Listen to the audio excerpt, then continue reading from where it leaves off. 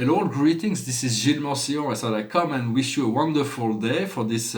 We were still passing through this, we're still affected by this eclipse. When there is an eclipse, it's like it's complete unknown, and nothing can be really known. It's really so much is being transformed, and so the Spirit is informing me that there is great value and meaning in coming to discuss all those ideas about the spiritual realm, just like making those paintings. I've been, for like 30 years, I've been creating paintings about spirituality, for God cannot be represented. It's completely impossible, futile to try to seek to represent God. Being infinite is incommensurable. It is utterly beyond, no explanation, no revelation, no image, no equation, nothing can reveal God, for God is infinite, and infinite can never be defined within any one form. So the world of form and the world of spirit, we have to learn to live in this paradox between the world of form that is compartmented and linear to the world of spirit that is infinite and eternal.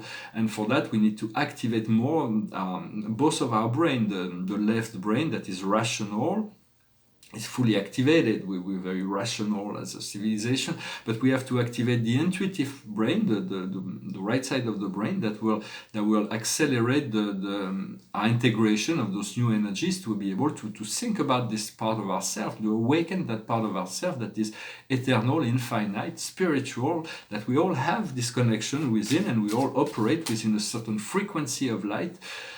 Whatever frequency, whatever colors from the spectrum, for the Creator exists in all frequencies of the spectrum. And so follow your inner guidance.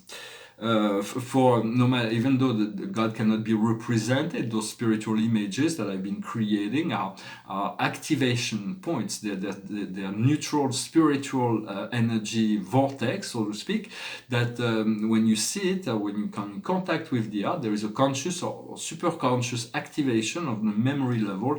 I see that when young children see my art, they connect really strongly, and they don't have this the mental process that will but they have to analyze anything. They just receive it. For instance, it's very round. There's a lot of colors, but it's a challenge to integrate spiritual images within the world of this materialistic civilization but in the art world, I'm starting to visualize and see that to release all resistance I may have this year. I'm about seeing my work shown in many places, for I see there is a great deal of spirituality, a search for spirituality that is coming in all fields of culture, mostly in the arts. For the artist, I have to be on the forefront of what is coming, and it's a bit a difficult challenge, but it's for we have to understand life is like we have this vehicle, this physical vehicle that allows us to exist in this physical dimension. So it is like a vehicle, and sometimes we can be compared to a car. When we drive a car, what fuels our car, how fast can we go with our actions. But if we're really sure of ourselves, it's good to be able to accelerate, let go of the brake and accelerate.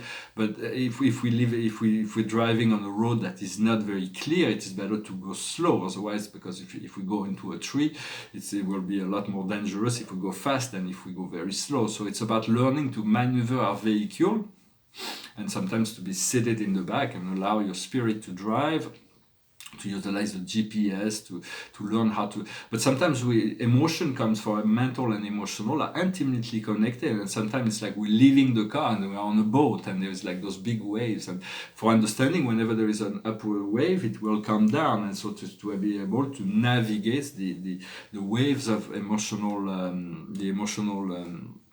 connection, the mental and the mental body, the mental and emotional body. And so when we move into emotional realm, it's like we navigate this great ocean of consciousness. But then at some point we are able to transcend, to use the astral body, for we have the mental, the physical, the emotional, and the astral body, which is the body of desires, what we dream, what we project. And so at which point our vehicle becomes like a plane. We are overseeing everything. And when all those bodies will come aligned, the light body will be ignited, and our body, our physical vehicle, will be a light body, a universal ship, a starship that will allow us to explore the whole universe. We do not know this amazing potential, but all of humanity is moving towards that. to do this discovery of their own spiritual self, and the spiritual self. When there is winds, you wanna pull out the sail and utilize the wind. For the wind, for a long time we were trying to navigate our boat, but there was very little wind to help us.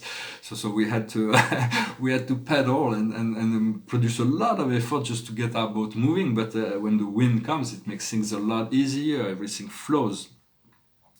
And so it's finding out how to activate the winds of change, to accept that this. For the Lord of Change is meeting the Lord of Karma, Lord of Time in Capricorn, Saturn and Pluton, with the Sun on January 12th. They will all be together. So Pluton is the Lord of Transformation, is the creator and destroyer, while Saturn maintains the form in order so that we can live our life in accordance to what we need to learn.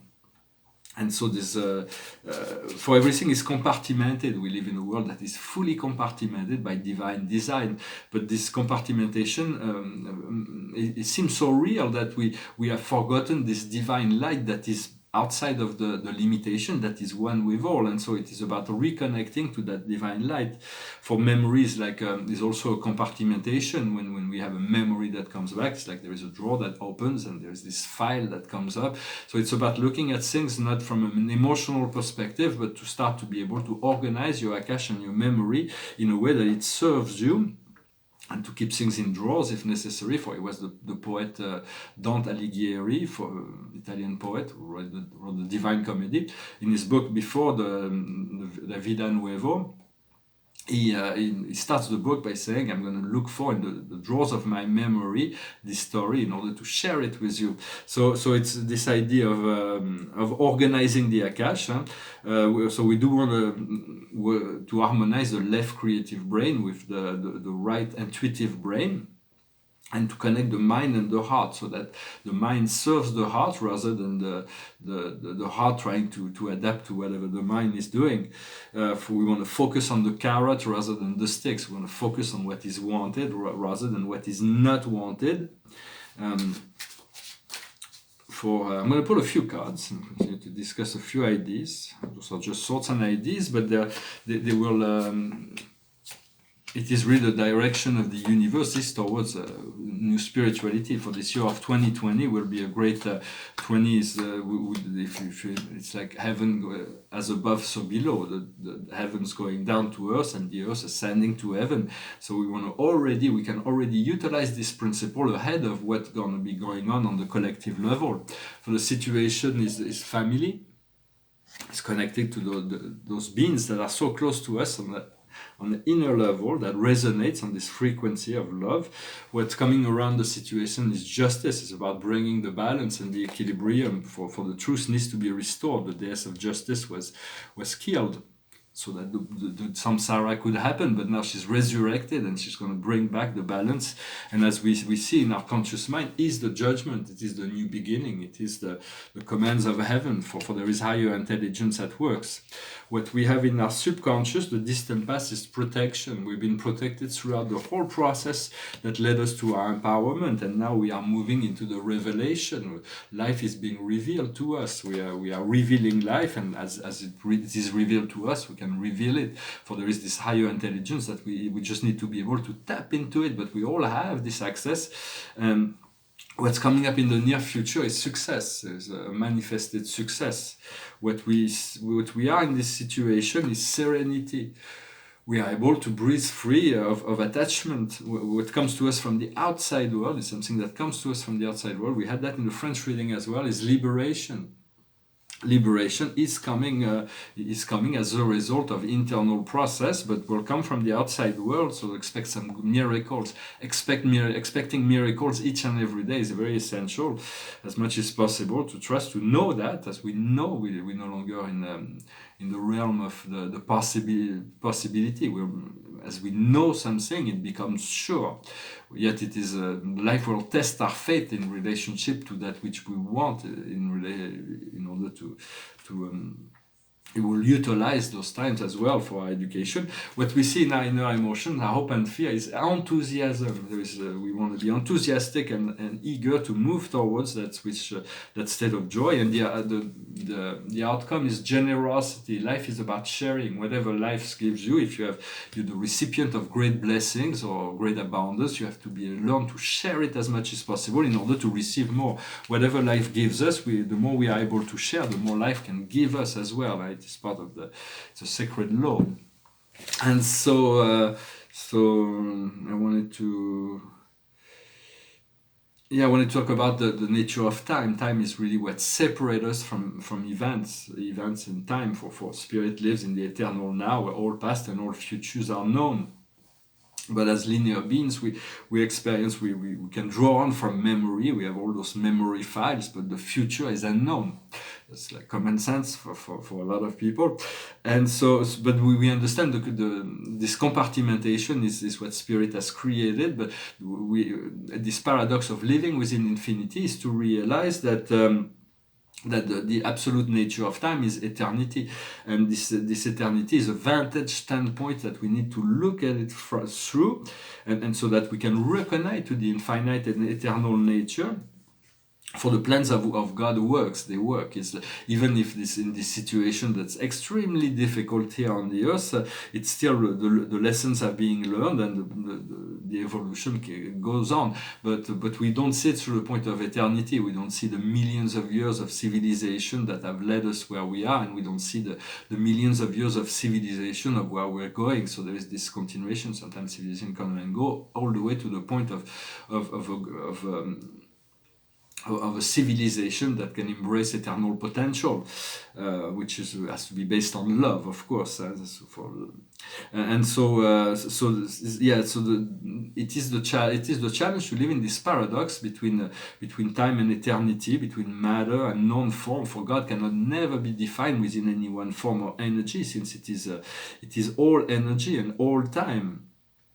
And so to understand that we have joy and we have pain, we have sorrow and we have love and sorrow, and so those two parts within ourselves, we have experienced both parts. But it is not when we feel sorrow, we feel the down energy. It is not we have a tendency to want to get rid of it, to transcend it, to overcome it, to come out of it. When in essence it is here to teach us something. If God created ignorance, darkness, suffering, pain, was a great philosophical question by a philosopher named Plotin. He could understand that everything comes from the one that is God, but everything is love. But he couldn't reconcile the fact that there was suffering in the world. When in essence this is just a temporary construct that was created for our evolution. And so the idea is that we all have this enlightened and this ignorant part of ourselves. Is not to destroy that part of ignorance, to love that part of ignorance, to love that part that makes us suffer. Because if there is enough love, the suffering will disappear. We cannot have joy and suffering in the same time. And that is a way to bring lucidity into this darker aspect. And so to keep it as a mean by which you're going to create a spiritual expansion, but not to become dominated by this darker part within ourselves. And it comes through the process of acceptance. It's like a child, like we have this imagine this masculine or this masculine person, even let's imagine it as person. This persona, this masculine persona, is a warrior, but it's been wounded and it's been through many battles, and it's been so it's like, but he's developing his courage, but he's got all the wounds and pains and suffering that you ever experience. And on the other side, you have this feminine persona, this woman, that is all the joy and happiness that you all experience throughout your whole life. And you want to be able to reconcile those two beings within yourself, the wounded part and the joyful part, so that they can fuse together and become balanced and harmonized.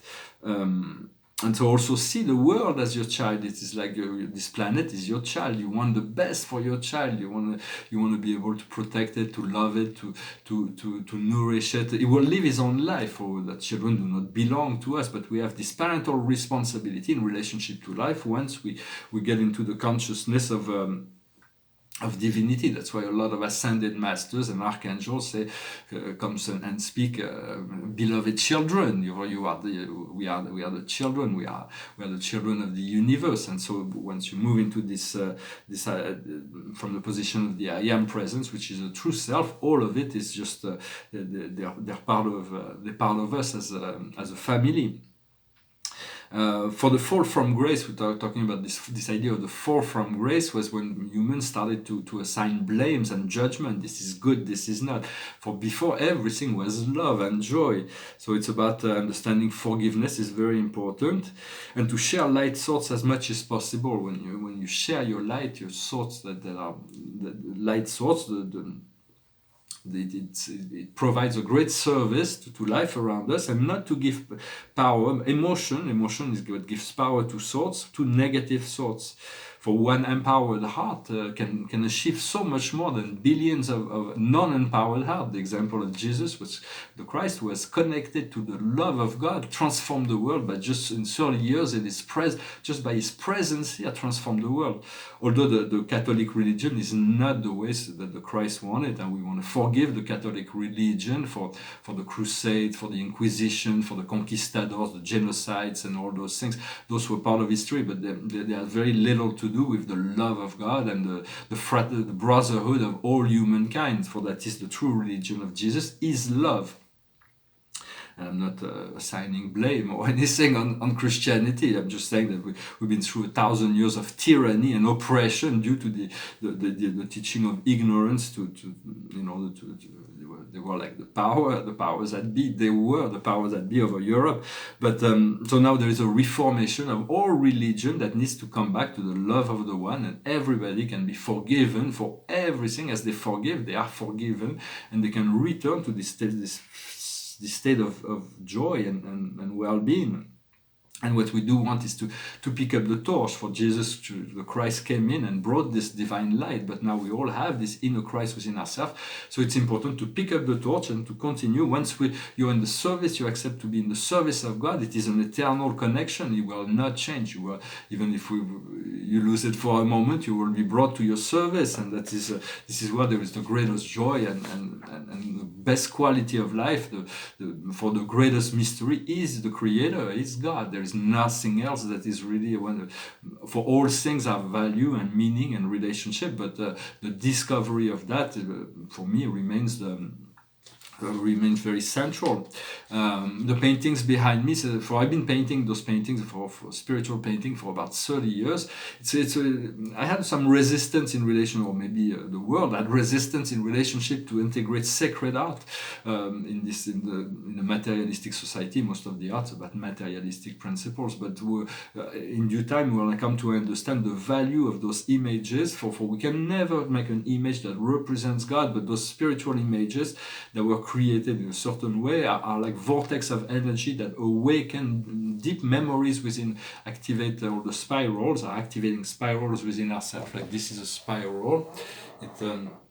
It's like gold and silver. All the words. It's in English. It will be in a white frame eventually.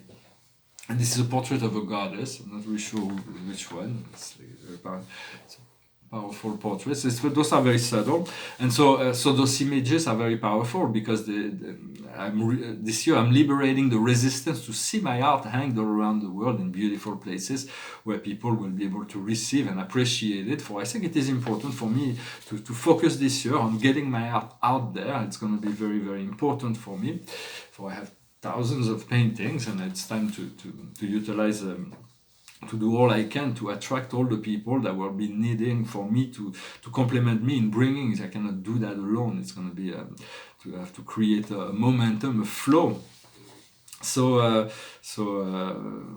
From my mouth to God's ear, so to speak. And so I'm going to finish with a song, and I hope because we're moving into this renaissance aspect, so whatever way that feels strong for you to participate in, just know that it is your mission to participate in what brings you the greatest joy in life. I finish with a song and pull one more card. It's a song I remember from Iggy Pop. I was living in LA in the early 80s, but it might be older. It goes like this. Come with me, my love, to the sea of love. Oh, I want to tell you just how much I love you. Come with me to the sea of love. Do you remember when we met?